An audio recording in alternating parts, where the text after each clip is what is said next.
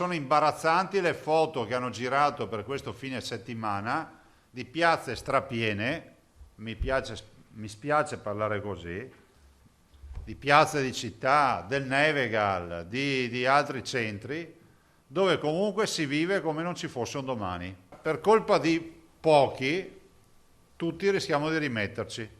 Una domenica pericolosa, quella vissuta da tanti troppi veneti per il governatore Zaia, che potrebbe avere ripercussioni anche sulla permanenza del Veneto in fascia gialla. L'appello oggi più che mai è quello di evitare assembramenti, la prospettiva chiara, i toni volutamente duri. O andare a passeggiare dove non c'è gente, o stare a casa. Altrimenti è inevitabile che ci daremo appuntamento alle porte dell'ospedale. E poi non veniteci a dire che c'è la brandina nel corridoio, che indignazione, ecco la civiltà, guarda come curano i pazienti. Ogni struttura organizzata ha un punto di non ritorno. Vi è chiaro?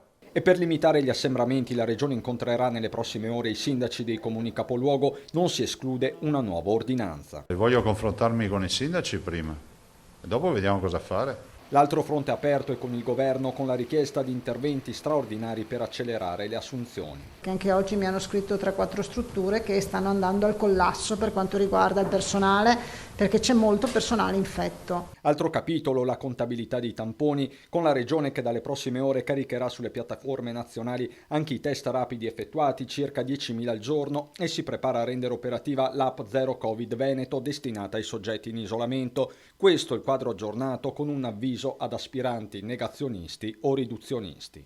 Non veniteci a dire che è tutta un'invenzione, perché muoiono una ventina di persone al giorno, e non veniteci neanche a dire ma l'età, ma la comorbilità, ma le patologie, perché tutti hanno diritto di vivere.